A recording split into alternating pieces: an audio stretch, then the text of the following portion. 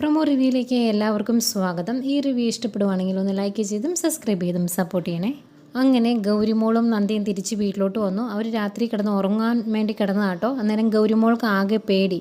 ഗൗരിമോൾ അങ്ങനെ ഉറങ്ങിപ്പോയിട്ടുണ്ടെങ്കിൽ നന്ദ ഇട്ടിട്ട് പോയാലോ എന്നോർത്ത് അത് നന്ദയോട് പറയുന്നുമുണ്ട്.